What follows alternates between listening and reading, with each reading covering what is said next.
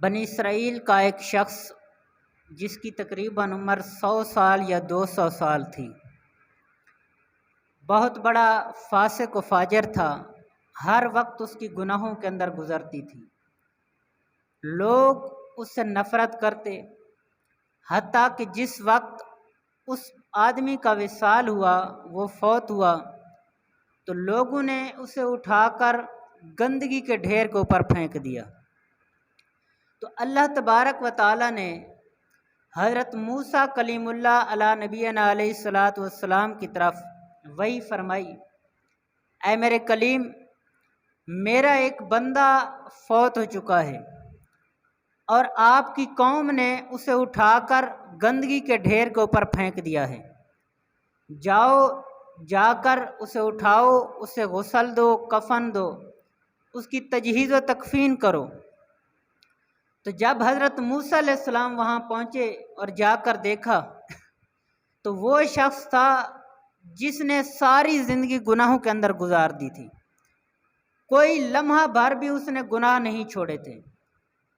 تو عرض کرنے لگے، یا میرے مالک، آپ قادر ہیں، آپ جسے چاہیں بخش دیں، لیکن یہ شخص تو ایسا ہے کہ جس کے گناہوں کی مثالیں دی جاتی ہیں کہ اس سے بڑھ کر کوئی فاسق و فاجر نہیں ہے، یہ تو بڑا گناہگار ہے، یا میرے مالک آخر کیا وجہ ہے کہ اس کو آپ نے بخش دیا ہے؟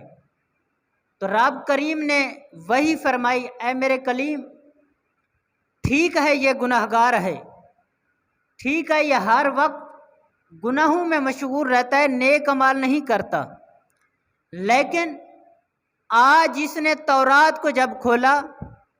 اور پہلے بھی جب تورات کو کھولتا ہے تو میرے حبیب کا نام اس میں آتا ہے، تو یہ شخص اس نام کو چوم کر آنکھوں سے لگا لیتا ہے، کیا میں اس کے گناہوں کو دیکھوں یا میرے محبوب کا عشق جو اس کے سینے میں ہے اس کو دیکھوں؟ تو اس عشق کی وجہ سے جو حضور نبی کریم علیہ السلام سے وہ فرماتا تھا، نام محمد کو وہ چوم کر آنکھوں سے لگاتا تھا، تو اللہ تبارک و تعالیٰ نے اس بندے کی بخشش فرما دی۔ تو سامعین احتشام، اگر بنی اسرائیل کا شخص حضور علیہ السلام کے نام کو دیکھ کر چوم کر آنکھوں سے لگائے تو اس کی بخشش ہو جائے،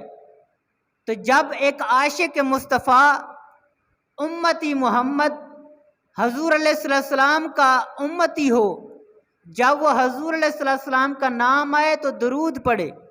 اور حضور علیہ السلام کے نام مبارک سن کر انگوٹھے چوم کر آنکھوں سے لگائے اور نام محمد کو چوم کر آنکھوں سے لگائے، تو اس کی بخشش کیسے نہیں ہوگی؟ تو ہمیں چاہیے کہ ہم حضور نبی کریم علیہ السلام سے بڑھ چڑھ کر محبت کریں، اپنا سب کچھ جو کچھ بھی ہمارے پاس ہے، چاہے مال ہے، اولاد ہے، جان ہے، جو کچھ بھی ہے، اس سے بڑھ کر حضور نبی کریم علیہ السلام سے محبت کرنی چاہیے۔